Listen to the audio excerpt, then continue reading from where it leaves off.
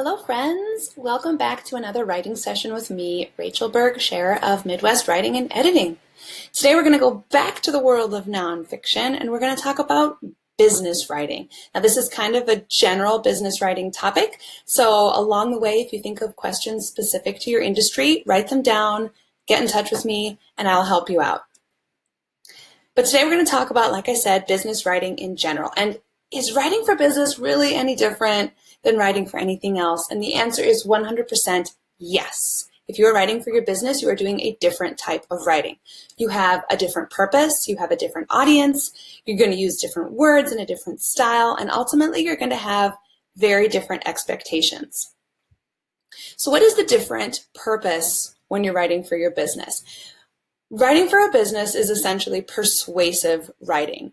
You are ultimately trying to convince an audience, convince a group of people to take a particular action. You want them to do something.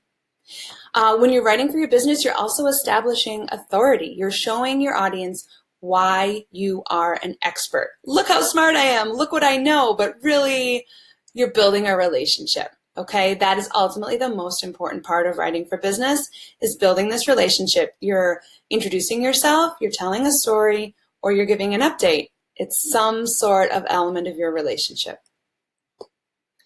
And when you are writing for a business and writing to a different audience, you have one of three types of audiences. You either have a prospective audience, someone who's never purchased anything from you or never taken an action based on your words before, a new audience member, someone who has just decided to enter into business with you, and a more established audience member, someone who knows you, someone who's familiar with your brand and your work or your product. Each one of these audiences, though, even though they're all business audiences, they still have a unique set of expectations and they each have unique pain points. And you need to think about those when you're gearing your writing toward one of these three different types of business audiences. And the thing that they really do have in common is that none of them care as much about who you are. I know that hurts, but it's true. None of them really care as much about who you are as they do about what you can do for them, because they're ultimately looking for a solution to a problem. They're not looking for a new friend. And when you're writing with your business, you also have to use different words. A very dear friend of mine used to always say that she loves using $10 words in $5 situations. And while that is true for English majors and novelists and people writing beautiful works of fiction, if you're writing for your business, I kind of want you to do the opposite. I want you to use $5 words in $10 situations. Keep it simple. Don't use industry jargon. Don't use words that only other people in your industry are going to understand. But do use your own buzzwords. If you have a word that you know is going to resonate with your audience, then when it's appropriate, for sure, bust out those buzzwords and put them to use. And of course, repeat words that are important. If they're buzzwords or not, repeat words that are very important, especially if they're words that are addressing one of your customers' pain points. If there's a problem that you know how to fix, say that problem over and over and over again, for sure. If there's a situation that you can get that customer through, you talk about that situation. Absolutely. Okay? That's not jargony. That's not a big flowery word. That is you with the solution to the problem, and you're going to talk about it. You're going to tell people about it. When you're writing for business, you're also writing with a very different style. This is a relationship that you're building over time. So you're playing the long game. If you're choosing to have a narrative voice in your writing, then it's all with the end game of building that very important relationship. But still, you need to get to the point, especially if you're doing copywriting, if you're doing website work, just get to the point. Don't write a novel on your business webpage. Get to the point, use shorter sentences, shorter paragraphs. Don't confuse your audience. A confused mind always says no. Get to the point, short sentences, short paragraphs. And if you're having trouble doing this, write a question from your ideal customer. How do you help me with XYZ? How can I learn how to do this? How can I get from where I am to where I want to be? And then write as if you're answering a very specific question to that audience member. And if you find that you're writing questions that no one ever would have asked, you need to rewrite it. Okay?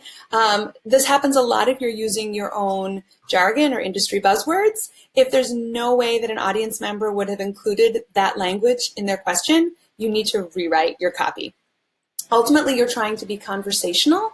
You really are chatty, okay, but with an air of authority. It's a tough balance, but it's one with practice that I'm positive you can get to. And ultimately, of course, the end game with our writing, with business writing, is just we just have a different expectation. We're not writing to entertain. We're writing because we want our audience to take a particular action with us. So anticipate questions that your audience members are going to have.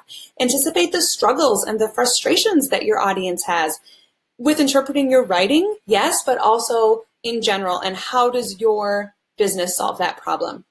And be ready to pivot. When the tone that your customer expects is different than what you've prepared, when all of a sudden your copy is just not converting the way you want it to, then be ready to try something else. Write another question that you are going to go ahead and answer. Ask some more questions just, in general, or about your particular product, about your industry in general, about your particular product. Questions in general really help us focus our business writing, and they help us narrow down what our audience's expectations are. And most importantly, I learned this during my years and years teaching high school. We cannot meet people where we think they should be. We have to meet them where they are. And that means that if you're so excited about this new way of presenting this product and it really showcases exactly what you want it to, what you know it can do, and your audience is just not responding to it, then that might be where you are, but it might not be where they are. So meet them where they are, not where you think they should be. I want to hear how this is going. I want to hear how your business writing is going, especially if you're not someone who considers yourself a writer. I definitely want to hear, is this converting more sales for you? Is this clarifying things for you? How is it going? Share how your writing is going, and please ask me any questions. I want to hear writing struggles specific to your industry. I want to hear what's going well. I want to hear that you pivoted to this new approach and now, it's finally converting and I'm finally meeting my customers where they are. I totally want to hear all about it. Come find me on all of those places down there. And please, please, please let me know how it's going. The best place to find me is over on Facebook in our Writing Support for Creatives group, and also by tagging me on Instagram. That is where I definitely spend the most of my time. But there's always more where this came from over at MidwestWriting.com. If I haven't answered any questions or you just need to do some more digging, you can look at my guides and ebooks. You can learn some tips and tricks. You can check out our groups, sign up for courses. Whatever I can do to help you become a better writer, that is what I am here to do. In the meantime, happy writing, friends, and I will see you on our next video. Bye-bye.